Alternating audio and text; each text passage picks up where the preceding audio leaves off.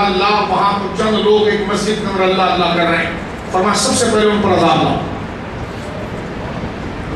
کہا یا اللہ ان پر کیوں؟ فرمایا جب گلی کوچوں کے اندر میرے قانون کے خلاف، میرے دین کے خلاف، میرے قرآن کے خلاف جب ایسے قوانین یا ایسی عادتیں یا ایسے رسم و رواج بن رہے تھے اور ان پیروں اور بزرگوں کی پیشانی پر پریشانی نہیں آئی، تو انہوں نے صرف اپنی چودراہٹ اور اپنی بزرگی دکھانے کے لیے اور اپنے چمتکار دکھانے کے لیے عبادت کی، میرے لیے نہیں کی ہے، تو ان کو سب سے پہلے عذاب کا شکار بتاؤ۔ تو پتا چلا نماز سفر ہے، ڈیسٹینیشن نہیں ہے، یہ وہاں تک پہنچانے والا اصل چیز ہے۔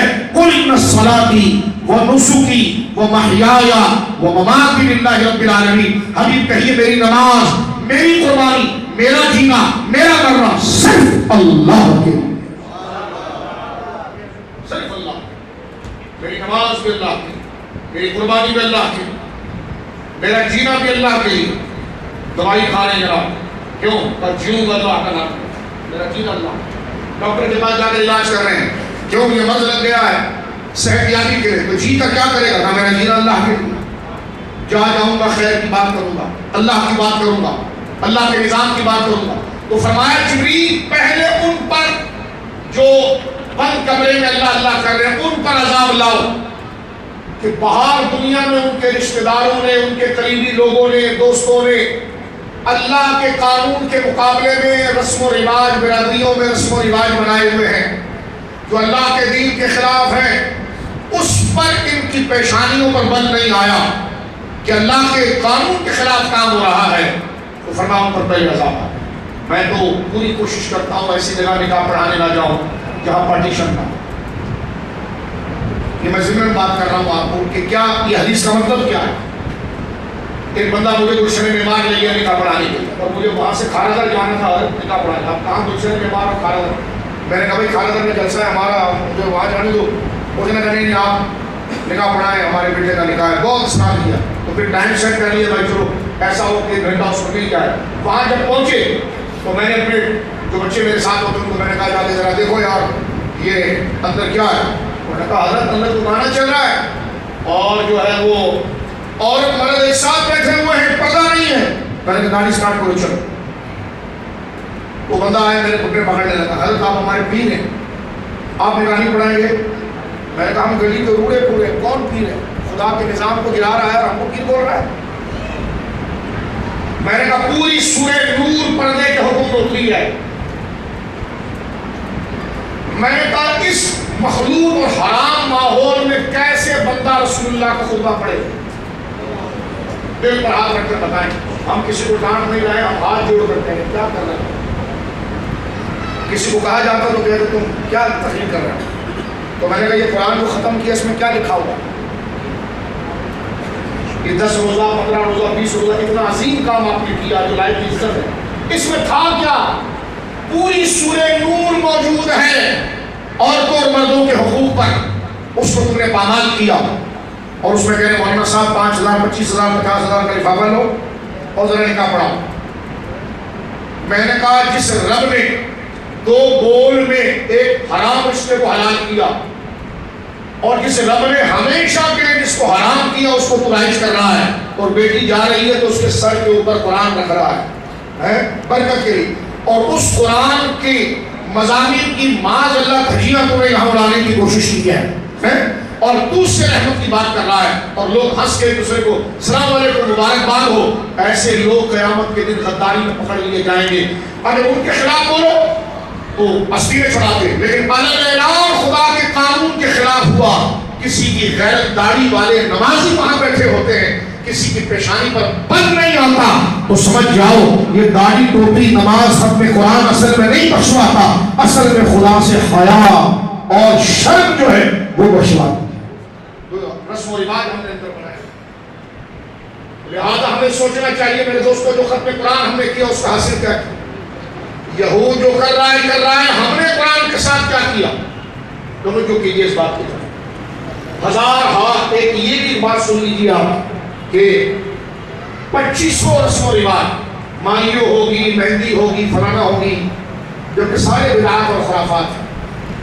نکاح کو آسان کرنا تھا اس کو مشکل کر دیا، پڑوسی نے دیکھا اس کا پیسہ نہیں، اس نے کہا بھائی وہ فلانے نے تو اتنا مہنگا نکال دیا تھا، یہ مسجد میں اس لیے اس بات پر لعنت بھیج رہا ہوں تاکہ اس کی حوصلہ شکنی ہو، اور جو سادگی میں نکاح کرے اس کا نام منبر پر لیا جائے، اور جو دکھاوا کرے اس کو جوتوں کی جگہ پر کھڑا کیا جائے کہ وہ معاشرے کے لیے فتنہ ہے، وہ حضور کی شریعت کے مقابلے میں کوئی قانون لانا چاہتا ہے، اور مسلمان وہ ہے جو کہتا ہے میرا جینا میرا مرنا میری نماز میری قربانی اللہ کے لیے۔ اور کیجئے میرے دوستوں بزرگوں، 5 لاکھ کے 50 لاکھ کے آپ جو ہے وہ ہال بک کراتے ہیں، اس میں مہندی ہوگی، اس میں یہ ہوگی، اور نکاح کا جو نکاح ہوتا ہے اور شرعی مطالبہ مہر وہ کہتے ہیں 10,500 روپے مہر، کیا کہتے ہیں، اور کہتے ہیں شاہ صاحب 500 روپے نقد ہے، یاد دلاتے ہیں کہ 500 روپے جو ہے نا وہ نقد ہے، اور 10,000 روپے جو ہے وہ بعد میں دیے جائیں گے۔ میں نے اپنی مسجد میں اعلان کیا کہ میں اس مسئلے کو چھوڑنے تیار ہوں، لیکن اللہ کے قانون کو ہلکا بناؤ اس کو میں تیار ہوں۔ ہاں جو نہیں ہے نا، جو کمزور ہے غریب ہے وہ سسنا ہے، تم امیر ہو کروڑ پتی ہو دورے کو کروڑوں کی گاڑی میں لے جا رہے، اللہ مبارک کرے، اللہ مبارک کرے، لیکن جس مہر کا مطالبہ ہے تو بتاؤ تم نے اللہ کے دین کو بدلا کہ نہیں بدلا؟ اللہ نے جس کی ذاتی کا حکم دیا ہے اس کو تم نے سب سے گھٹیا بنایا، جس سے روکا ہے اس کو تم نے اپنی برادری کی فخر بنایا، پھر آئیے ختم قرآن کرتے رہیے۔ پھر میں اور آپ دھوکے میں نہ رہیں، جو ہم نے کیا ہے قبر کے لیے کیا ہے، اگر قبر کے لیے کیا ہے تو ان باتوں کو درست کرنا ہوگا، بولیے انشاءاللہ۔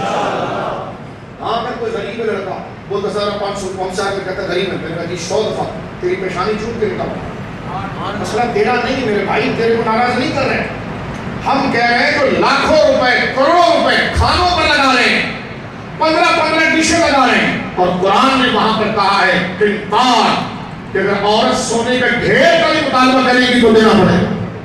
پھر ہمیں کہتے ہیں وہ حضور علیہ السلام کا جو مہر تھا اور فاطمی مہر تھا وہ کتنا ہے؟ میں نے کہا یہ تم نے 500 روپے لکھوایا ہے نا، تو سن میری بات، موجودہ دور میں تقریباً وہ 4 لاکھ سے اوپر بنتا ہے، 4 لاکھ سے۔ او بھائی بچی کو تم زیور تو دے ہی رہے ہو نا، بچی کو زیور تو دے ہی رہے ہو، کپڑا بھی دے رہے ہو، تو اس کی مالیت نکال لو، ہاں سونا جو دیا اس کی رقم لکھوا دو کہ پڑھتے ہوئے بھی مسجد میں اچھا لگے کہ الحمدللہ سورۃ النساء کی اس آیت کا بھرم اس مسلمان نے رکھا کہ اللہ نے یہ فرمایا ہے۔ اور ایک جملہ میں یہاں پر یہ کہہ دوں آپ کے سامنے، کیونکہ ختم قرآن میں کچھ رواج کی بات نہیں کریں آپ، مہر کو رکھنے کی وجہ کیا ہوتی ہے یہ سن لیں آپ، اور معذرت کے ساتھ کوئی مجھ سے ناراض نہ ہو، ہم سب بھائی ہیں، شریعت کا مسئلہ بیان کر رہا ہوں، کیونکہ ہمارے لوگ بڑے نازک مزاج ہوتے ہیں تو میں ان کو ڈانٹتا نہیں، ان کا مزاج ہمیں قبول ہے، اور ہم ان سے تھوڑی پکڑ کر کہتے ہیں میرے لاڈلے میٹھے میٹھے بھائی میری بات سن لے، ناراض نہیں ہونا، غور کر۔ سوال یہ ہے کہ مہر کی رقم کیوں رکھی گئی؟ جب اگلے نے بیٹی دے دی ہے تو دیکھو پیسہ نہ لڑکی والوں کو چاہیے ہوتا ہے، اگلا جب اپنے دل کا ٹکڑا دے رہا ہے تو لاکھ یا 10 لاکھ میں مہر کو کیا حیثیت رکھتا ہے، لیکن یہ اللہ کا حکم، اللہ۔ اب دوسرا جو دورے والے ہیں وہ بیٹی لا رہے ہیں تو اربوں روپے ایک طرف اور بیٹی ایک طرف، تو دونوں طرف سے پیسے کی حوث نہیں ہوتی ہے۔ اگر لڑکی والے یہ کہہ دیں آپ سے کہ بھائی مہر اتنا ہونا چاہیے تو اس پر برا نہیں ماننا چاہیے، برا بولیے۔ حضرت عمر کا دور خلافت ہے، حضرت عمر کا دور خلافت ہے، جو منہاج النبوہ حضور کے طریقے پر وہ دور ہے، اللہ اکبر۔ حضرت عمر کو مردوں نے آ کے شکایت کی، عورتوں نے نہیں، کس نے؟ بولیے کس نے؟ کہ حضور وہ عورتیں مہر اتنا مانگتی ہیں تو آپ کوئی جمعے کی تقریر کریں کہ عورتیں مہر کم مانگیں۔ فاروق اعظم رضی اللہ تعالیٰ نے جمعے کی تقریر کی، ایک تو ہمارے وہاں ہمارے حکمرانوں نے جو کرنسی کا ریٹ لگایا ہے تو 10,500 روپے، اب تو مرغی کا ریٹ بھی شاید اتنا ہو رہا ہوگا، 1 مہینے کا راشن بھی نہیں آتا۔ پھر کہتے ہیں حضرت یہ 500 روپے نا پہلے لکھنا نقد، ملاوٹ نہیں کرتے، بڑے سمجھ 500 پہلے اور 10,000 دفتر، کیا کر رہے ہیں؟ اب آپ دیکھیں حضرت فاروق اعظم کا یوم ہے، کیونکہ برادری کے بزرگ دوست بیٹھے ہیں، آپ کی خدمت پیش کر رہا ہوں تاکہ یہ بات ختم ہو، آگے بڑھیں، تھوڑا آگے بڑھیں۔ میں نے پہلے کہا کہ پیسے کا مسئلہ قرآن یہ حکم دیتا ہے. حضرت عمر نے خطبہ دیا. میرے دوست کو ہنسنا نہیں, اسی رواج میں کوئی راز ہے جو اللہ نے حکم دیا, ورنہ ایک طرف بیٹی دینا اور بیٹی لانا اور ایک طرف پیسہ کیا حیثیت رکھتا ہے, لیکن رب نے حکم دیا ہے, اس میں کوئی حکمت ہے. جس میں رب نے نہیں دیا اس میں ولیمے میں 3600 ڈش بناتا ہے, آدھا کھانا پھینک دیتا ہے, آدھا کھانا پھینک دیتا ہے, آدھا کھلاتا ہے.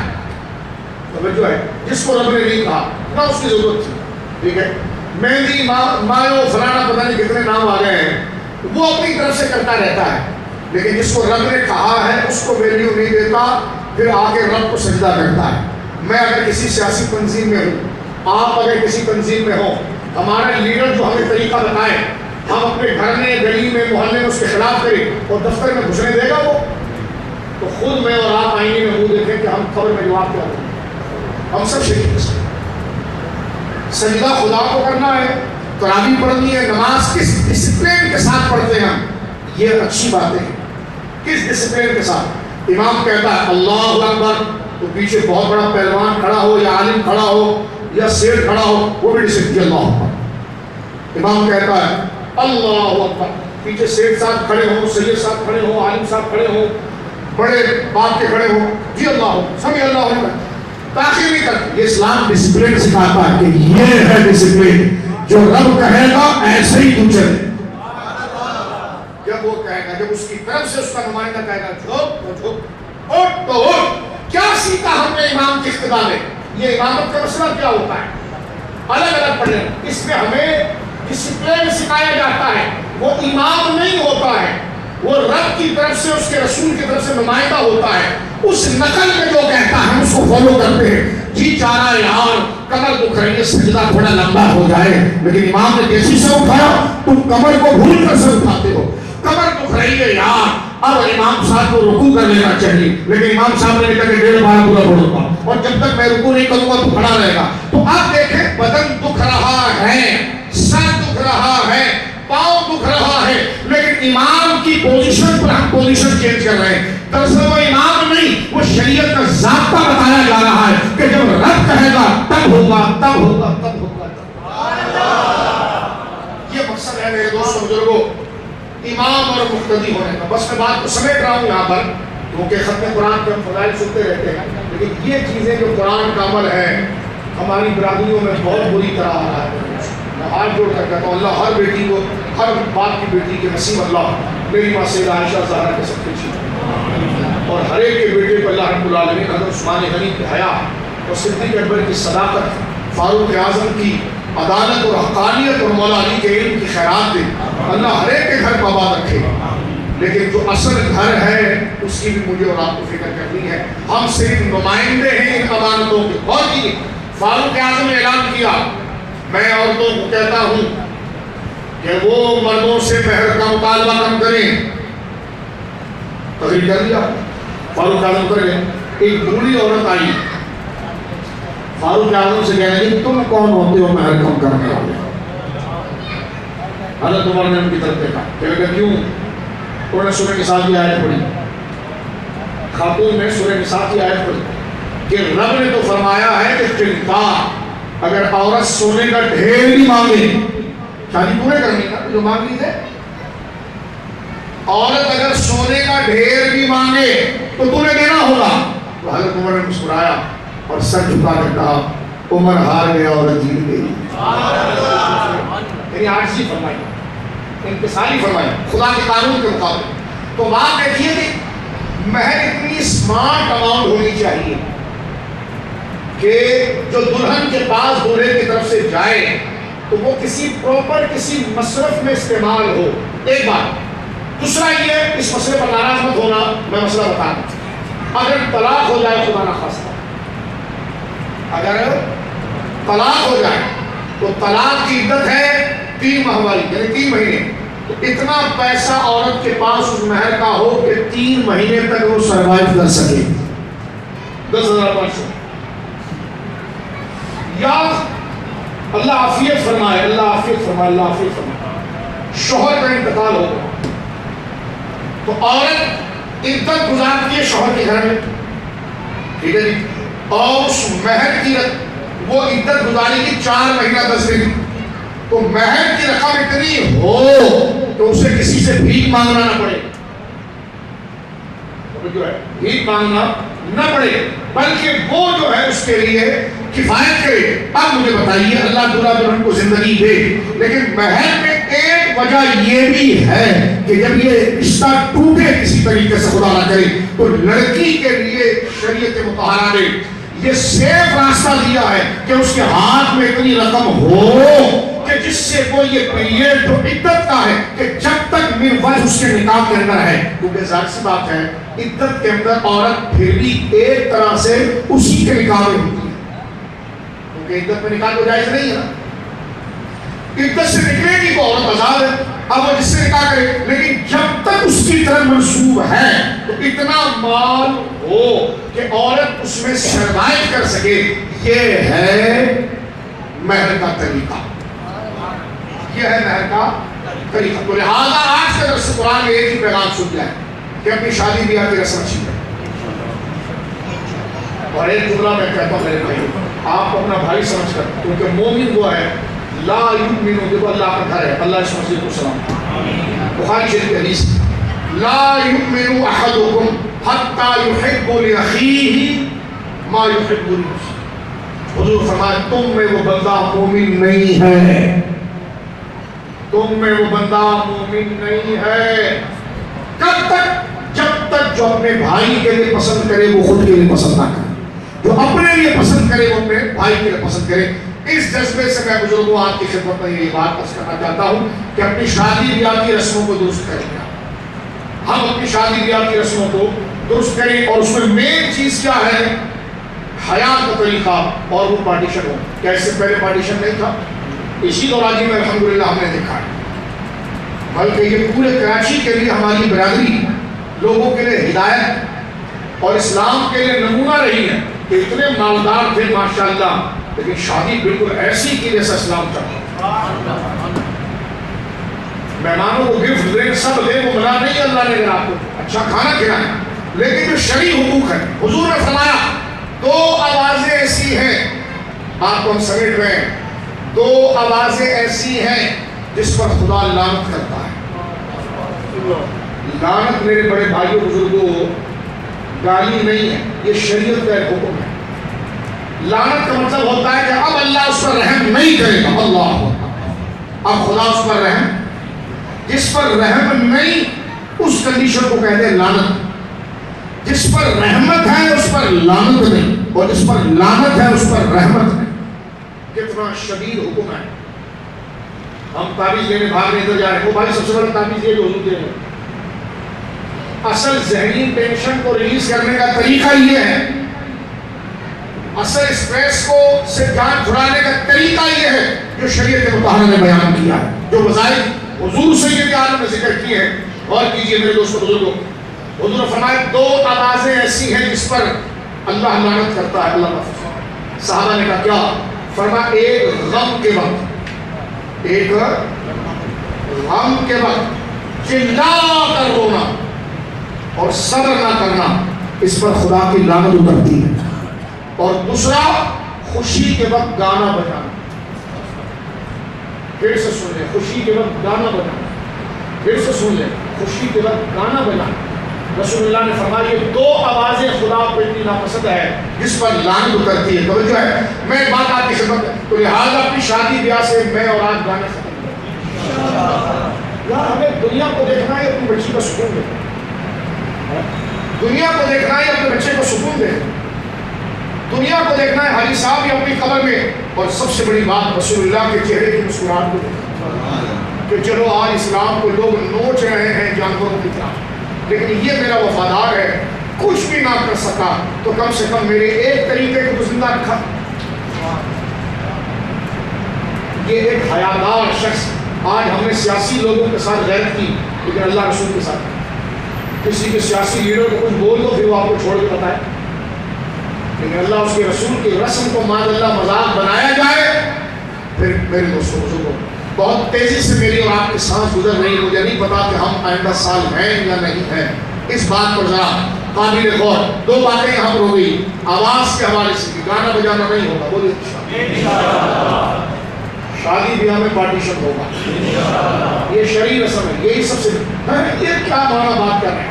میں نے کہا یہ کائنات کا سب سے سنجیدہ اور بااخلاق شخص جس کو اللہ نے خلق عظیم کہا، یہ ان کی سنجیدگی ہے. اس کے مقابلے میں سوچنا جہالت ہے. کوئی پردے کے بارے میں ہنستا ہے، ہم کہتے ہیں یہ دنیا کا بدترین جاہل ہے، کیونکہ پردے کو جس نے قبول کیا وہ رب کی ذات ہے، اور کائنات کے سب سے بچیور اور سنجیدہ اور بااخلاق شخصیت جناب محمد رسول اللہ کی پسند ہے. تیرے گورے اور تیرے یورپ کا کالا معاشرہ تجھے مبارک ہو.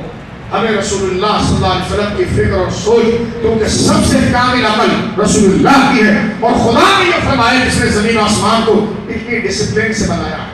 آج سائنس یہ کہتی ہے چاند اگر تھوڑا نیچے آ جائے تو زمین پر برف آ جائے، چاند اوپر چلا جائے تو آکسیجن ختم ہو جائے، سورج نیچے آ جائے تو زمین جل جائے، سورج اوپر چلا جائے تو آکسیجن ختم ہو جائے، زمین سمندر تھوڑا گہرا ہو جائے تو زمین کے اندر آ جائے، زمین سے سمندر تھوڑا اوپر ہو جائے. پھر کہتا ہے یہ بگ بینگ ہے، ایک دھماکہ ہے. میں نے کہا واہ گرو کیا دھماکہ ہے، ہر چیز پرفیکٹ بھی ہے اور دھماکہ بھی ہے. ایک بلون میں آپ بلو کریں، ایک بلون میں آپ بلو کریں، ایک غبارے میں پھونک مارے، اور جب دھماکہ ہو تو کوئی چیز پرفیکٹ ہوگی، چھتنے ہوں گے. ابے اگر یہ گیسز کا دھماکہ ہے اور یہ خود ہی سے ہوا تو ہر چیز پرفیکٹ کیسے ہوئی؟ رب تو کہتا ہے سورہ ملک میں کہ آسمان پر سر اٹھا کر دیکھ، تیری آنکھیں تھک تھک کر نیچے آ جائے گی. میری کائنات میں تجھے کتنا سے بھی رکھنا ہے تو نہیں ملے گا. سورہ انعام نے بنایا کہ یہ کسی دھماکے کی نہیں، یہ حکیم اور دانا رب کی اعتدال والی کائنات ہے. جس رب نے اس کائنات کو اتنے اعتدال سے بنایا، اس رب کا علم کتنا وسیع و اصل ہے. اس رب نے پردے کا حکم بتایا تو پتا چلا اصل عقل دیانت اسی میں ہے. تو لہذا شادی بیاہ کے اندر پارٹیشن کا ہونا. میرے پاس ایک بندہ خود مسجد میں آیا حویلیہ میں، باقاعدہ میں نے عزت سے اپنے ساتھ اس کی بات سن کر وہاں سے اٹھا کر اٹھایا، چائے لا کر میں اس کو پلایا. میں نے کہا میں تیری چاپلوسی اس لیے کر رہا ہوں کہ خدا مجھے بخش دے جو کام تو نے کر کے دکھایا. اس کو چاپلوسی نہیں سمجھا. میں نے اپنے ساتھ بٹھایا اور میں بالکل آگے ہاتھ باندھ کر بیٹھا اور میں نے چائے پیش کی. عام سا آدمی تھا، کیا کیا تھا، مجھ سے کہنے لگا مولانا صاحب میں نے آپ کی تقریر سنی نا تو ہماری برادری کے کچھ لوگ آئے مجھے گھر میں دعوت نامہ دینے. تو میں نے جب دعوت نامہ ریسیو کیا تو میں نے لینے کے ساتھ ان سے کہا پارٹیشن ہوگا، پردے کا انتظام ہوگا.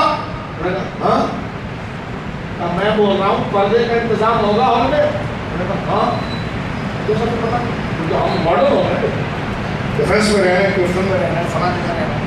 میں جگہ پر تنقید نہیں کر رہا ہوں حضرت کے ساتھ، میں شوخی بتا رہا ہوں کہ بندہ تکبر مومن کہیں پر بھی رہے، مال کی فراوانی ہو اور لوگ نکلتے ہوئے کہے خدا اس کی بیٹی کو خوش رکھے، خدا اس کے بیٹے کو خوش رکھے. اللہ نے مال اتنا دیا لیکن طریقہ حضور اور شریعت کے مطابق. اللہ اس کی بیٹی کو خوش، اللہ اس کے بیٹے کو خوش رکھے، اللہ اس کو آباد رکھے. سنیے میرے دوستوں. تو میں نے کہا تو نے کیا کیا؟ تو وہ کہہ رہے کہ نہیں ہمارے وہاں تو ہم فلاں ملک سے آئے ہیں اور بڑے بڑے یہیں سے، تو ہم نے یہ چیز نہیں رکھی ہے. تو کہا میں نے کارڈ ان کے ہاتھ میں دی اور میں نے قاعدہ اس کے سامنے بیان کیا، آپ لوگ کی تقریر سنا کہ رب کی ناراضگی میں بندے کو خوش نہیں کیا جا سکتا. اس نے کہا دیکھو میرا تم چچا ہو یا ماموں ہو یا تایا ہو یا برادری ہو، میری تم سے محبت جو ہے تم برادری سے جڑ کر ہو وہ بھی اللہ کے لیے. لیکن اگر تو ایسا کوئی کام کرے گا جو شریعت کے خلاف ہوگا تو تجھ سے جڑنا پھر گناہ ہوگا، تجھ سے توڑنا فرض ہوگا. کیونکہ یہ صرف خون کے رشتے نہیں ہوتے، یہ اللہ کے کہنے پر ہوتے ہیں. جو شریعت پر چلنے والے رشتوں کو توڑے اس پر سزا ہے. لیکن اگلا خاندان کا بندہ ہی بد مذہب بنا ہوا ہے، ان کے پاس بچوں کو لے جائے تو ان کا عقیدے کا بڑا غلط کر دے گا، تو اس وقت فرض ہے کہ ناتا توڑے. کس طرح؟ جیسے صحابہ نے اپنے باپ ماموں چچاؤں سے راستہ. قرآن نے کہا لا تجد قوما يؤمنون بالله واليوم الاخر يوادون من حاد الله ورسوله. حبیب کو اپنے غلاموں کو نہیں پائے گا کہ جو اللہ پر اور آخرت پر ایمان رکھتے ہیں کہ وہ اس سے محبت کریں کہ جو تجھ سے اور مجھ سے لڑتے ہیں وہ لوگ کانو آبا ہوں، چاہے ان کا باپ بھی کیوں نہ ہو وہ چھوڑ دیں گے اس کو. ابناءہم، بیٹا ہی کیوں نہ ہم چھوڑ دیں گے.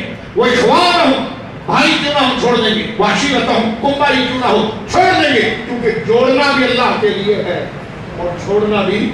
تو میں نے کہا پھر کیا ہوا کہ میرے ناراض تو بڑے ہوئے ہو، لیکن میں نے حضرت اللہ سے ڈرا اور میں نے کارڈ کو دوبارہ ہاتھ میں نہیں لیا، کیونکہ رب کو ناراض کر کے صدیق اکبر نے کیا کیا، حضرت عمر نے کیا کیا، رسول اللہ نے کیا کیا صلی اللہ علیہ وسلم. ساری برادری ناراض ہے. جو امین و ثابت کہنے والے تھے یہ عمل کیا ہے، فرمایا میں نے دوبارہ کارڈ کو ہاتھ نہیں لگایا. خیر ان کی جو خدمت کرنی تھی چائے پانی جو ہوتا وہ پیش کیا. ان سے کہا کہ دیکھو آپ سمجھ رہے ہیں میں اللہ کا بندہ ہوں، مجھے میرے دل میں آپ کے خوف نہیں ہے، لیکن آپ چلے جائیں اور میں سجدہ خدا کو کیسے کروں گا. میں ٹوپی پہن کے باوضو ہو کر خدا کے گھر میں جاؤں گا تو مسجد کی دیواروں کو کیسے دیکھوں گا. میں نے کہا ہوا کیا ہے، کہنے کہ 4 دن کے بعد وہ دوبارہ آئے اور کہا کارڈ لو، ہم نے ہال میں پردے کا انتظام کیا. خدا کی قسم میں مسجد میں اٹھا، میں گیا اس کو وہاں سے پردہ کا ساتھ اٹھایا. میں نے کہا یہ ہے تبلیغ. اگر ہم کوشش کریں تو وہ ہمارا بھائی نادان، اس کو خبر نہیں تھی، لیکن ہماری کوشش سے اگر وہ صحیح راستے پر آ گیا، یہ ہے ملت واحدہ. تو بتائیے کوشش کریں گے ہم بھائی. آخری مسئلہ لفافہ دینے کا اور اس پر میں بات کو ختم کرتا ہوں. شادی پر یاد ساری بات کرتے ہیں کیونکہ رمضان کے بعد شادیاں شروع ہو جائیں. یہ قرآن کا جو مطلب ہے. سورۃ النساء میرا ہر بھائی جا کے گھر میں اس کی تلاوت کرے. آپ کو بڑا شرف ملا اللہ خالد صاحب کو دارین کی خوشیاں دیں، انہوں نے قرآن کے ساتھ وفاداری کی اور اعتبار قرآن کو بچانے کے لیے انہوں نے، اور آپ تمام اس کے مستحق ہیں کہ انہوں نے قرآن کی تلاوت یہاں پر کی. میرے دوستوں کو لیکن گھر جا کر کنز ایمان شریف لیں اور اس پر حاشیہ جو صدر فاضل نے مجھے مراد آبادی رحمہ اللہ کا ہے. تلاوت تو یوں بھی آپ کرتے ہیں نا گھر میں، میرے دوست تلاوت کی ہے، لیکن مطالعے کے لیے ایک سورت کو خاص کریں. ایک کو تلاوت کے لیے رکھیں، ایک کو خاص تدبر کے لیے کنسنٹریشن کے ساتھ ایک سورت کو پکڑ لیں. اور میں آپ کو کہتا ہوں سورۃ النساء، سورۃ النساء 2 لائن پڑھیں، ایک آیت پڑھیں، ٹھہر کر اس کا ترجمہ پڑھیں اور اس کے تحت حاشیہ پڑھیں. اللہ توفیق دے تو 5 آیتیں کا سبق لیں، خود ہی پڑھیں. آسان اردو نہیں سمجھ میں آئے مسجد میں علامہ صاحب امام ہیں، کہیں کہ حضرت یہ قرآن کا مہینہ ہے. واقعی میں قرآن کے شاگرد میں اور آپ سمجھا وارے نیارے نہ ہو تو پھر کہنا. سب سے بڑا تعویذ یہ غور کرنا ہے، سب سے بڑا اسٹریس کو دور کرنے والا. تو آج میں اور آپ یہ بھی عہد کریں کہ ہم سورۃ النساء ایک سورت ہے پوری، اس کو کم سے کم ہمت کر کے وقت نکال کر ایک رکوع تو اس کو ہم پڑھیں اور اس کا ترجمہ پڑھیں اور حاشیہ جو لکھا اس کو پڑھیں اور پھر اپنے اندر ٹٹولیں کہ میرے اندر اندھیرا کہاں ہے اور اس کی روشنی کو لے کر. بہت تھوڑا وقت ہے میری اور آپ کی زندگی، اور کیجیے. تو شادی بیاہ میں انشاءاللہ پارٹیشن رہے گا، محبت سے منائیں گے، پیار سے کہیں گے، ڈانٹنا نہیں ہے. ڈانٹے کے ہمارا بھائی جیسا اس نے کیا، دیکھو اس نے تھوڑا سے کیا، 14 دن وہ آ گیا اور انہوں نے کہا میں کر دیا. تو ایسا بھی نہیں کہ اس کو پتا ہے وہ جان بوجھ کر کر رہا ہے، توجہ نہیں ہوتی، یا اتنا علم نہیں ہوتا، اتنا حساس نہیں ہوتا. توجہ ہے. کھانا تھوڑا سے خراب ہو جائے تو کتنا بندہ ناراض ہوتا ہے، اور یہاں دین کے ساتھ یہ کر رہا ہے لیکن اس کے اندر ناراضگی نہیں آتی. غور کریں. آخری بات یہاں پر یہ عہد میں نے اور آپ نے کیا. سورۃ النساء کا مطالعہ رہے گا تاکہ ہم اپنا سبق لے لیں. آپ سب لائق عزت ہے، میرے بڑے بھائی ہیں، آپ اہل علم ہیں، میں آپ کی قدر کرتا ہوں، لیکن صرف سوال کی نیت سے میں کہہ رہا ہوں کہ سورۃ النساء کا مطالعہ ٹھیک ہے پوری انشاءاللہ. شادی بیاہ کے اندر ہم پوری کوشش کریں کہ ہم ایسے ماحول میں، اور اگر اللہ ہمت دے اور اللہ نہ مانے تو میں آپ سے کہتا ہوں مت جائیے. یہ شرعی حکم، ناراضگی نہیں، غصہ نہیں، بالکل میں نارمل ریلیکس نہیں جائیے. کیونکہ ایک تھوڑی تو میں نے ہوتی ہے جس میں جوڑنا تھا وہاں توڑ دے، اور جہاں اللہ کی علیہ اعلان نافرمانی ہو رہی ہے، داڑیاں ہماری ہیں اور ہم بیٹھے ہوئے ہیں. میں نے کچھ شادیوں میں دیکھا جناب بیٹھے ہوئے ہیں، داڑیاں غیر عورت کے ساتھ بیٹھ کے باتیں کریں. نمازی مسجدوں میں نظر آتے ہیں. نہیں کریں میرے بھائی, یہ نہیں کریں. یہ مکافۃ العمل ہے, یہ ایسا دھوکہ ہے, یہ دوبارہ ہمارے گھر میں آئے گا. نہیں کریں, اس میں سکون ہے. اور ہماری بہنیں بھی اسی میں سکون, وہ رہنے سے شکر کرتی ہیں. اور آج کل تو یہ دیکھا گیا ہے جناب, عورتیں ویٹرز وغیرہ ہیں, وہ دلہن کے قریب کیمرہ مین بھی جائے, آپ حیادار باپ ہیں, یہ چیزیں نہ لائیں جو رسول اللہ کو پسند ہے. تصویریں اہم نہیں ہیں, سیدہ زہرا سیدہ عائشہ کا طریقہ اہم ہے. اپنی بچی. آخری بات اس میں یہ ہے کہ ہمارے وہاں شادیوں میں لفافے کا بڑا مسئلہ چلتا ہے. لوگ یہ مسائل بھی پوچھتے ہیں کہ لفافہ دینے کی شرعی حیثیت کیا ہے. یہ آخری سوال کا جواب دے کر میں بات کروں. دیکھیں ہمارے وہاں یہ رواج ہے, اچھا رواج ہے, یہ منع نہیں. مثلاً آپ کے گھر شادی اور ہم پہنچے اور ہم نے کہا کہ یہ لفافہ قبول کریں, تو یہ تحفہ ہے. یہ تو بہت پہلی بات ہے. تحفہ دینے کا تو تحفہ دینے کو حضور نے پسند فرمایا, اس سے دل میں محبت پیدا ہوتی ہے. لیکن ہم ہر اچھے کام کے اندر غلط رسم نکالتے ہیں. ہر اچھے کام میں غلط رسم نکالتے ہیں. یہ بھی ہوتا ہے کہ کبھی ایسے دوست کے گھر شادی ہے جو بظاہر اتنا مضبوط نہیں ہے, تو سارے دوست انڈرسٹوڈ ہوتے ہیں, سمجھتے ہیں, تو وہ لفافے میں کچھ رقم زیادہ اس لیے اپنے دوست کو دیتے ہیں تاکہ شادی کا خرچہ جو ہے وہ احسن طریقے سے اپنی بیٹی ہے یہ بیٹے کا کر لے. یہ بہت بڑی نہیں, بولیے سبحان اللہ, یہ بہت بڑی نہیں, یہ تو بہت اعلیٰ کام. لیکن ہمارے وہاں وہ نیوتا کہتا ہے, نیوتا, یہ نیوتا کی بدعت خبیثہ شنیعہ رذیلہ جو آ گئی ہے ریاض باللہ, اس میں باقاعدہ ایک بدھو کو بٹھایا جاتا ہے ہال کے گیٹ پر. وہ بدھو وہاں پر بیٹھ کر سب کے لفافے لکھ رہا ہوتا ہے. اس نے 500 دیا, اس نے 800 دیا, اس نے 1000 دیا, اس نے 10,000. ٹھیک ہے جی, میں بدھو کا لفظ اس لیے کہہ رہا ہوں, مسجد نہ ہوتا تو شاید اور سخت لفظ کہتا, کیونکہ یہ لوگوں کو کتنے بڑے گناہ میں پھنسا رہا ہے کہ جس گناہ کے اندر قبر میں پھر چھٹکارا نہیں. اللہ ہمیں عذاب قبر سمجھے, جس کو ہم نے سمجھ, وہ ادھر کونے میں بیٹھا ہوتا ہے, سب کے لفافے لکھ رہا ہے. حاجی فلاں نے 10,000, حاجی فلاں نے 11,000, حاجی فلاں نے, وہ لکھ دیا. اب پھر ہمارے گھر کی بڑی بوڑھیاں جو ہے وہ بڑی عادل مزاج ہو جاتی ہے. نہیں, اس نے 10,000 دیا تھا تو ہم اس کی شادی میں 12 ڈال دیں. ان کو کہ اماں آپ کا کام میں خاموش رہنا, شریعت لڑنا نہیں, یہ سود ہے. یہ کیا ہے آپ سمجھ لیں, وہ سود نہیں جس کے پیچھے ہم رو رہے ہیں, وہ تو سود ہے لعنت.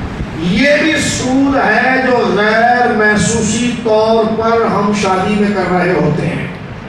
مثلاً آپ نے ہمارے وہاں شادی میں 10,000 دیا, میں نے یہ وعدہ کر لیا کہ اب آپ کے بیٹے کی شادی آ رہی میں 12,000 دوں گا. اس کا مطلب یہ قرض تھا. اس کا مطلب کیا ہے کہ آپ نے مجھے قرض دیا اور اب میں اس پر نفع دے رہا ہوں 2,000, تو ہر وہ قرض جو نفع لائے گا وہ سود ہوتا ہے. لفافہ دیں اپنے رشتہ داروں کو, بچی کو دیں, یہ رسم ہے, اچھی بات ہے. حضور سید عالم کے دور سے اس زمانے میں تحفہ دیا جاتا ہے, مسئلہ نہیں ہے, دینا جائز ہے. لیکن ہر چیز کے اندر ہمیں غلط رسم نکالتے ہیں. یہ نام بھی بڑا ان کا مشکل ہے, نیوتا. نیوتا کہتے ہیں, آپ کو کیا کہتے ہیں, بولیے آپ, نیوتا کہتے ہیں. یہ نیوتا گناہ کبیرہ ہے اور یہ سود ہے کہ جس میں جناب لفافوں کو لکھا جاتا ہے اور لکھنے کے بعد خود کو پابند کیا جاتا ہے کہ اس سے 100 روپے بڑھا کر دیں گے یا کچھ نہ کچھ بڑھا کر دیں گے. تو یہ قرض کے اوپر نفع والی کیفیت ہوئی ہے. اور دینے والا بھی عقل سے کہتے ہیں 10 دو تو یہ بیٹی کے نکاح میں 12 لائے گا یا 11 کو لائے گا. تو یہ ذہنی طور پر دونوں جانب سے یا ایک جانب سے انڈرسٹوڈ ہو جاتا ہے. اور ہر وہ قرض, رسول اللہ فرماتے ہیں, ہر وہ قرض جو اپنے اوپر ہر وہ قرض جو اپنے اوپر نفع لائے وہ سود ہوتا ہے. لہذا 4 باتیں آج ہوگی جس پر ہم فائنڈ اپ کرتے ہیں آج کے درس کو سیکھنے کے لیے. تقریر کچھ نہیں تھی, قرآن سے اصلاح نہیں کی کہ آج جو ختم قرآن ہوا ہے تو قرآن میں جو بنیادی باتیں, ان میں سے ایک دو باتیں ہمارے رسم و رواج کے اندر جو آ گئی ہے, اس میں سورۃ النساء کی تلاوت رہے گی انشاءاللہ. شادی بیاہ کے اندر پارٹیشن کا ہم اہتمام اکثر مقبول کریں گے انشاءاللہ. شادی میں گانا بجانا نہیں کریں, نیوتا والی بدعات کو نہیں نکالیں گے. ٹھیک ہے, نیوتا والی بدعات کو نہیں نکالیں گے. آخری ایک بات کروں, اگر آپ مانیں تو ناراض نہ ہو. کریں. سوگ میں سڑکوں کو بندنا کریں، سڑکوں کو بندنا. یہ ہمارے وہاں بہت رواج ہوتا ہے، میت ہوتی ہے روڈ بند کرتے. یہ شرعاً جائز نہیں ہے، یہ شرعاً جائز. یہ کوئی اثار ثواب نہیں ہے کہ آپ راستہ بند کر دیں. اعلیٰ حضرت نے لکھا ہے کیونکہ یہ ہمارے وہاں بہت بڑھتا جا رہا ہے. پہلی بات تو اس لیے درس کر رہا ہوں کہ ہمارے پورے شہر کا انفراسٹرکچر کا بڑا غرق ہو گیا ہے. موجودہ حکومت نے بھی کراچی کو کلیم نہیں کیا اور کراچی ایک لاوارث بچے کی طرح ہے. سارا نظام برباد ہے. جو ہے وہ تو ڈبوں میں جو قیامت ہوئی تو آپ کے سامنے، وہ تو آپ کے سامنے ہے. یہ بات تو ہم کریں گے اور کرنی چاہیے کیونکہ یہ بھی قرآن کا ہی موضوع ہے، قرآن سے ہٹ کے تو موضوع نہیں ہے. لیکن آخری بات پنجم پاک کے صدقے اللہ رب العالمین ہر ایک کی زندگی اور حیات ہے. لیکن اگر کہ کوئی خدا خواستہ اللہ رب العالمین مغفرت فرمائے اگر کسی کی میت ہو جائے تو اس میں سڑکوں کو بند نہ کریں. اپنے رسم و رواج احسان ثواب کو مسجد میں لائیں، نکاح کو مسجد میں لائیں، مشوروں کو مسجد میں لائیں. یہ رسول اللہ صلی اللہ علیہ وسلم کے دور سے رائج رہا ہے. آپ کے فاتحہ، درود، احسان ثواب، نکاح یہ مسجد میں ہونے چاہیے. اپنے آنے والی یوتھ کو مسجد سے جوڑیں، ہالوں سے نہ جوڑیں، کمیونٹی سینٹروں سے نہ جوڑیں. اگر ہماری اولاد مسجد سے دور ہوئی تو پھر کوئی ضمانت نہیں ہے کہ آنے والے دور میں ان کا ایمان کیسے بچے گا. اور میں کچھ سلام پیش کرتا ہوں اس پوری برادری کو الحمدللہ کہ آپ نے پورا قرآن سنا اور ابھی 1 گھنٹہ تقریب کو ہوا جا رہا ہے. آپ مسجد بھری ہوئی ہے. اللہ کی عزت کی قسم سے بڑا کوئی انعام نہیں. اپنے بچوں کو مسجد سے جوڑیے، اپنے رسم و رواج کو مسجد سے جوڑیے، شادیاں کے نکاح کو مسجد سے جوڑیے، غم شوق کو مسجد سے جوڑیے. گلیوں کو چھوڑ دیں، آپ گلیوں کو چھوڑیں. نہ گلیوں میں نکاح کریں، نہ ہالوں میں نکاح کریں اور نہ گلیوں کو بند کریں. یہ شرع جائز نہیں ہے. یہ چیزیں آپ جو ہے وہ مسجدوں کے اندر لے کر آئیں، مسجد آباد کریں. میں دنیا کے ایک ملک کے اندر گیا، نام نہیں لیتا، کوئی ایسے لوگ بھی یہ سمجھتے ہیں اس وقت سب سے چیمپئن ملک ہے. میں وہاں پر گیا تو ان کے بڑے سب سے سیولائز سٹی کے اندر جب میں گیا تو 10:30 بجے کی فلائٹ، ظاہر سی بات ہے کئی گھنٹوں کی فلائٹ کر کے ہم گئے. تو مجھے 3-4 گھنٹہ آرام کرنے کے بعد اذان کی آواز آئی تو میں گیا اور میں نے وضو کیا اور میں نے جو دوست ہوتے ہیں، بھائی ہوتے ہیں، جو مہمان ہوتے ہیں تو رکتے ہیں کہ بھائی شاہ صاحب ایسے صاحب مولانا صاحب تو اللہ ان کے گھر کو آبادی دے، وہ دین سے محبت کرتے ہیں. تو میں نے دروازے کو نوک کیا ہوا ہے. میں نے نماز کے لیے چلے. میں نے کہا میں نے کہا ظہر کی اذان ہو رہی ہے. انہوں نے کہا یہاں تو میلو مسجد نہیں ہے. میلو مسجد نہیں ہے. یہ جو نیو دیوراجی کے اس اپارٹمنٹ کے جو نوجوان ہیں نا، میں آخری پیغام اس جامع محمد مسجد کی قدر پر ان کو دے کر جا رہا ہوں کہ کیا کام کر لیا آپ کے بزرگوں نے اور آپ کی پیڑھیاں بچ جائیں گی کفر سے اور نفاق سے. جو کام ہو گیا ہے اور اللہ اس محلے میں جو بڑے بزرگ ہیں ان کو سلامت رکھے کیونکہ ان کا ہونا اس مسجد کے اندر ایک نور ہے، ایک رونق ہے جن کو دیکھ کر ان کی پارسائی، ان کو عمر کو دیکھ کر نوجوانوں کو بھی دل خوف خدا عشق رسول پیدا ہوتا ہے. میں نے کہا کہ بھائی ظہر کے لیے چلے. اور نے کہا شاہ صاحب یہاں کیا یہاں تو مسجد ہی نہیں ہے. تو میں نے کہا ارے بھائی ابھی اذان کی آواز آ رہی تھی. انہوں نے کہا اذان کی آواز آ رہی تھی، دراصل یہاں میلوں مسجد نہیں ہے. ہم گھر کے اندر ایک الارم لگاتے ہیں کہ ہر نماز کے وقت اذان دیتا ہے. خدا کی قسم مجھے بڑا حیرت ہوئی اور غم سے رونا آیا تاکہ ہمارے بچوں کو پتہ چلے کہ اذان اسلام نماز کیا ہے. میں آیا وہاں سے پھر شاہ فیصل کالونی کے اندر ایک مسجد کا افتتاح تھا تو میں نے وہاں سے کہا، میں نے کہا کچھ بھی ہے پاکستان میں یہ خیر ہے کہ اگر بچے کو باپ کچھ نہ سکھائے تو یہ اذانوں کی آوازیں اور یہ مسجدوں کے منارے اس کو بتا دیتے ہیں ایمان کیا ہے، توحید کیا ہے، اللہ کا دین.